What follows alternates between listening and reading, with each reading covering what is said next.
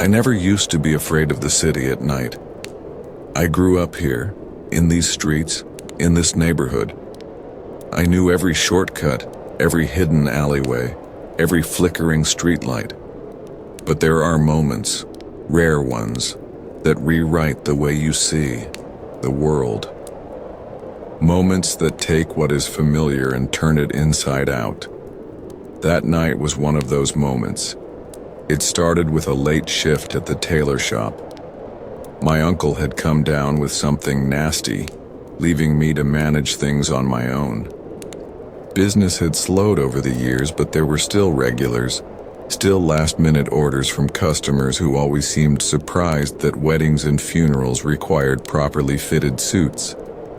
The shop was small, tucked between an old hardware store and an abandoned pawn shop, both long since forgotten by the city's restless sprawl.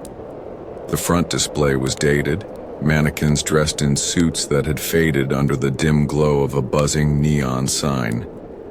Most of the work happened in the back room, where dust clung to bolts of fabric and the air carried the familiar scent of thread, starch, and old wood.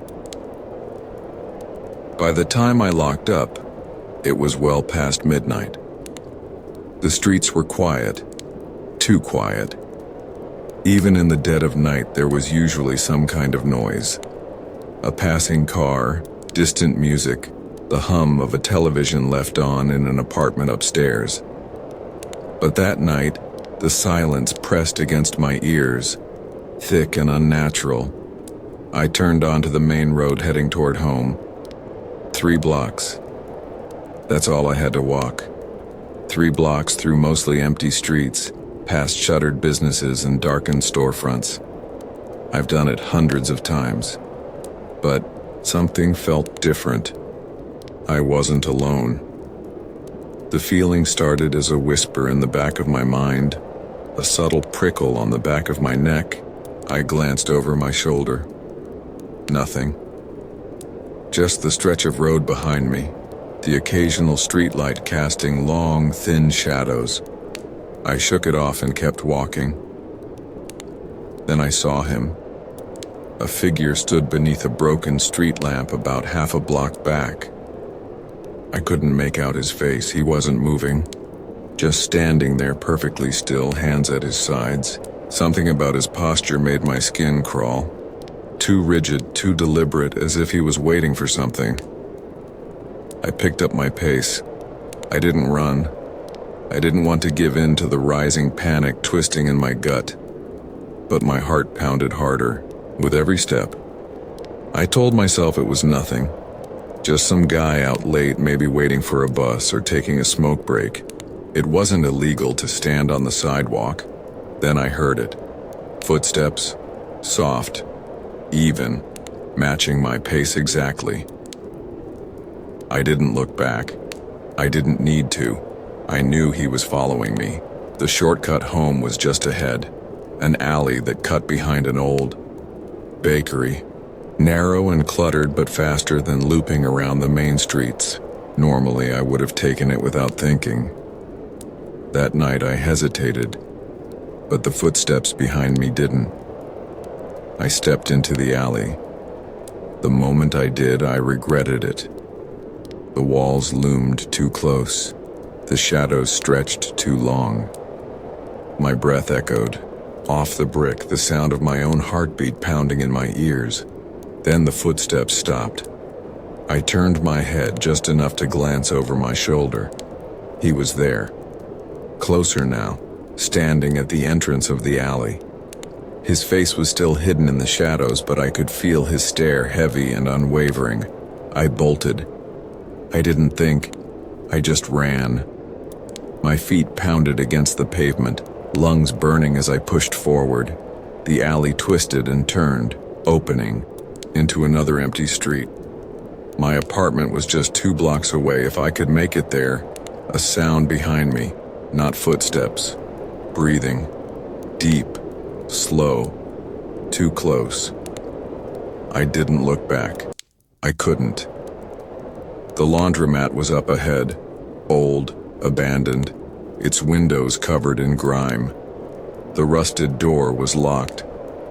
I knew that. I had checked it a dozen times before, out of habit, out of curiosity. But when I reached it, the door was open, not broken, not forced, just open. I stumbled inside. The air was stale, thick with dust and the faint scent of detergent that had long since dried into the tile. The fluorescent lights flickered dimly, casting sickly yellow patches across the floor. I turned, expecting to see him at the entrance, but the doorway was empty. My breath came in short, sharp gasps. I waited. 1 second. 2. Nothing. Slowly, I backed away from the door, my hands shaking as I tried to steady myself. Then, movement. Not outside. Inside. The sound of something shifting, fabric brushing against fabric, a soft creak of weight pressing against an old floorboard. I wasn't alone. The laundromat had no working machines, no reason for anyone to be here. Yet somewhere in the dimly lit space, something was moving. I took a step back, another. My heel hit something, a chair, overturned and abandoned. The sound stopped. Silence. My pulse thundered in my ears. Then the door behind me slammed shut. I spun, reaching for the handle, but it wouldn't budge. My breath hitched as I yanked harder, a whisper. Not words. Not in any language I recognized. Just a low, guttural murmur from somewhere deeper in the laundromat. The lights flickered. I didn't scream. I couldn't. My throat felt frozen. My body locked in place. Every instinct screamed at me to run, to move, to do something. But I just stood there, my hand still gripping the useless door handle. Then the lights went out, and I ran. I don't remember how I got home. I don't remember which streets I took or how long I was running. But when I finally burst through my apartment door, lungs burning, my hands were trembling so hard I could barely get the lock to turn. I didn't sleep that night. I sat in my living room, every light in the apartment switched on, staring at the door as if expecting it to open at any moment. But it never did. By morning, the whole thing felt unreal, like a fever dream I had half imagined. I convinced myself it was just exhaustion, just my mind playing tricks on me, until I checked the security cameras at the tailor shop. The footage showed me leaving, locking up, walking down the street. Everything exactly as I remembered, and then 10 minutes later the front door unlocked. The door I had just locked. It swung open on its own, and a shadow stepped inside. I still don't know what followed me that night. I don't know what I saw, or how it got into my shop, or why it let me go. But I do know one thing. I never walk home alone anymore, and I never, ever take the shortcut.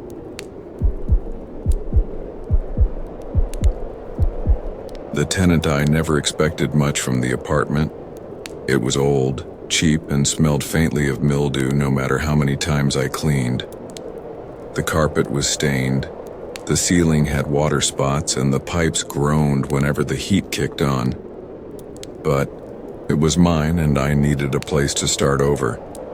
The complex wasn't in the best part of town, mostly young tenants, a few older ones who had been there for years, and a landlord who rarely showed up unless rent was overdue. I worked late most nights, so I barely interacted with my neighbors, but I figured that suited us all fine. It wasn't until my 3rd month there that things started to feel wrong. It was subtle at first, little things. I'd wake up and swear I had left my bedroom door open when it was now shut, A kitchen cabinet I rarely used would be slightly ajar. My keys, which I always hung by the door, would sometimes be on the counter instead. I blamed my exhaustion. Work had been brutal, and I told myself I was just forgetting things. Then, late one evening, I came home and found my front door unlocked. I stopped cold in the hallway, my hand tightening around the key. I distinctly remembered locking it that morning. I always did. For a full minute, I just stood there debating whether to go in or call someone. Eventually, I stepped inside, my pulse hammering. Nothing seemed out of place. My laptop was still on the table, my wallet untouched. If someone had come in, they wouldn't have stolen anything, but the thought of a stranger being in my space made my skin crawl. That night, I shoved a chair under the doorknob before going to bed. Weeks passed, and I convinced myself I had forgotten to lock the door that day. I was being paranoid. That's what I told myself. Until it happened again. I had worked a late shift and got home around midnight. The moment I stepped into my apartment, I felt it. That sense that something wasn't right. The air felt heavier, like someone had been there just moments before. Then I saw it. The chain lock was unhooked. I stood frozen, my breath stuck in my throat. I never left it unhooked. Ever.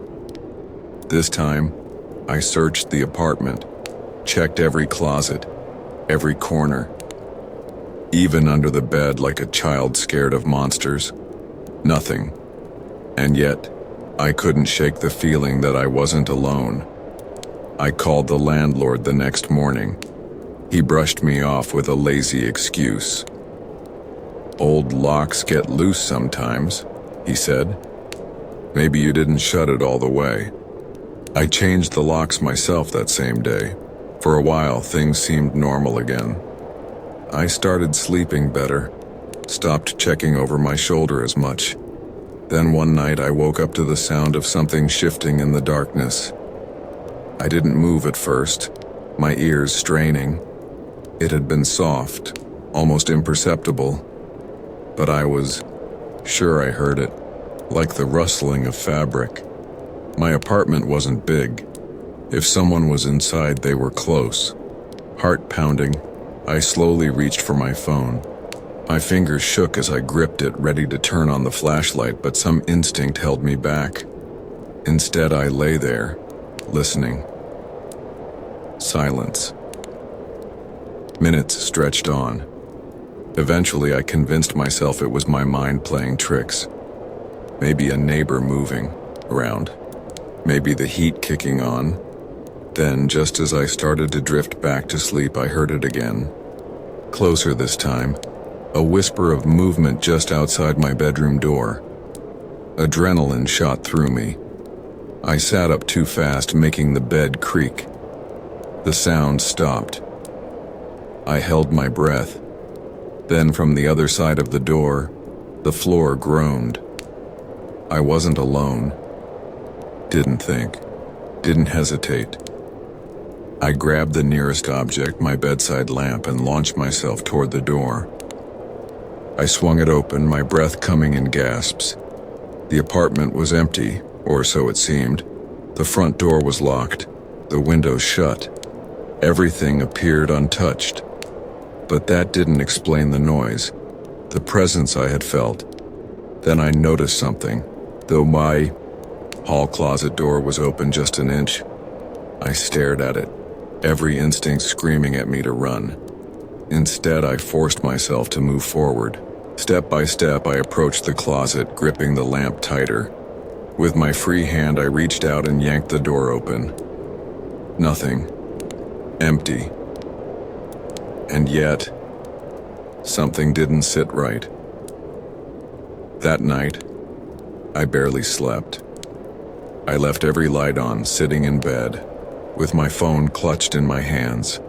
I told myself I was losing it, that I had imagined it all. Then the next morning I found the note. It was just a small piece of paper, tucked into the gap beneath my front door.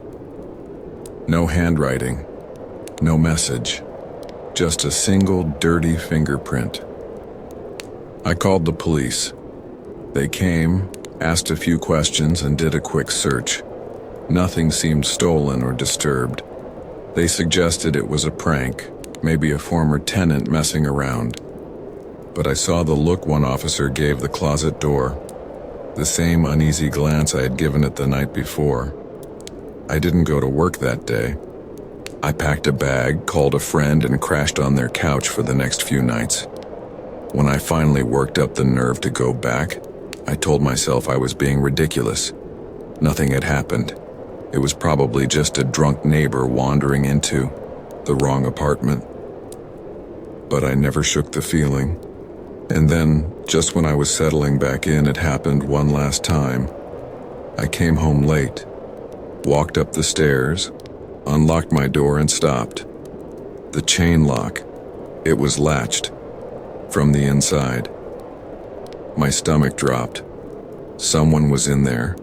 I stepped back, my breath shaky as I fumbled for my phone. My hands trembled so badly I almost dropped it. Dialed 911, whispered my address, waited. Minutes passed like hours. Then, finally, footsteps. A sharp knock at the door. "Police, open up." Silence, then shuffling. A creak of movement from inside. I heard the lock click. The door swung open, and standing there framed in the dim apartment light was a man I had never seen before.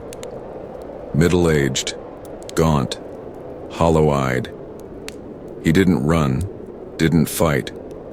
Just stood there as the officers grabbed him, pulling him into the hall. His shirt was wrinkled, his hair unkempt. He had the look of someone who had been living in the dark for a long, long time. They searched the apartment, and that was when they found it. Behind the closet wall, hidden by a loose panel, was a small makeshift space, a place where someone could hide, a place where someone had been hiding. For how long, I'll never know. I never went back to that apartment, left everything behind. It wasn't worth knowing how many nights I had slept with someone just feet away, watching, waiting.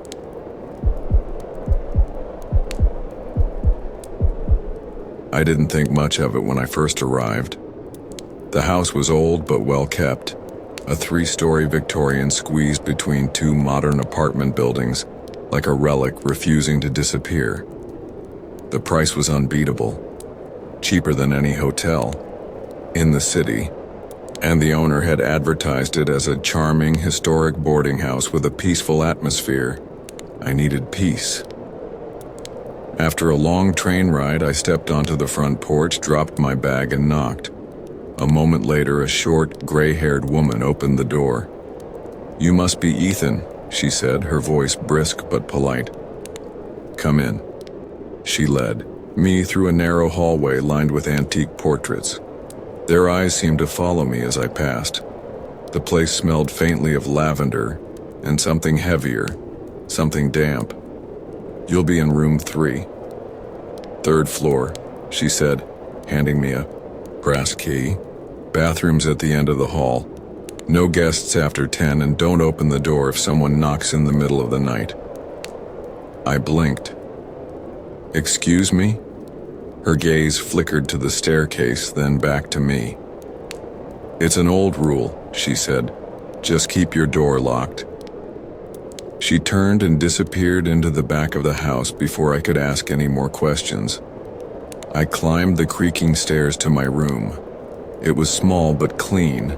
A wooden bed, a narrow desk, and a wardrobe that smelled of cedar. I tossed my bag down and sat on the mattress, exhausted. That night I barely slept. Around midnight I woke up to a sound. Soft, deliberate knocking. It was coming from the hallway. I sat up, heart pounding. Maybe one of the other tenants had locked themselves out. But something about it didn't feel right. The knocks were too steady, too precise. I held my breath and listened. After a few minutes, the knocking stopped. I exhaled and lay back down, convincing myself it was nothing, probably the old house settling. But the next night it happened again. This time the knocking was louder. I slid out of bed and crept to the door, pressing my ear against the wood. The air in the hallway felt different, heavier. I reached for the doorknob but hesitated, remembering the old woman's warning. Then something whispered from the other side. Not words, just a low, breathy sound, like air escaping through clenched teeth. A chill crawled down my spine. I backed away, locked the door, and sat on the bed, gripping the blanket like a lifeline. The knocking continued. I didn't sleep at all. The next morning I went downstairs, determined to get answers. But the landlady was gone, and the other tenants, the ones I'd caught glimpses of in passing, wouldn't meet my eyes. One man, a wiry guy in his 40s, muttered something as I passed him in the hallway. I stopped. "What?" He glanced at the staircase, then at me. "You heard it, didn't you?" I swallowed. "Who knocks at night?" He shook his head. "Not who. What?" I waited for him to continue, but he just muttered something else and hurried into his room, locking the door behind him. By the third night, I was done playing along. When the knocking started, I got out of bed, grabbed the key, and turned the lock. The hallway was empty. I stepped outside. The corridor stretched ahead, lined with doors, each one closed. A draft stirred the curtains at the far end of the hall. I took a step forward. Then, from somewhere behind me, I heard a single, sharp knock. I spun around. Room 6. The door stood slightly ajar, darkness yawning beyond it. I knew I shouldn't, but I reached out and pushed it open. The room was empty. No furniture, no luggage, just bare wooden floors and a single chair in the center facing the wall. Then I noticed the carvings. The walls were covered in scratches, long and deep, like someone had spent years clawing at the wood. My stomach twisted. I took a step back, and the door slammed shut. I stumbled, grabbing for the knob, but it wouldn't budge. The room felt smaller, like the walls were closing in. The air grew thick, suffocating. And then, a whisper, inches from my ear. I bolted. The door flung open as I yanked it, and I ran back to my room, heart hammering.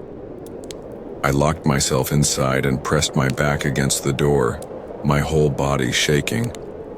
The knocking didn't come that night, but I left before sunrise. I grabbed my bag, went downstairs, and walked out without looking back. The landlady was nowhere to be seen. The tenants didn't try to stop me. They just watched, their expressions grim, like they'd seen it all before. I never got an explanation, never found out what was in that room. But sometimes, even now, I wake up in the middle of the night, my heart pounding, and I swear just for a moment I hear knocking.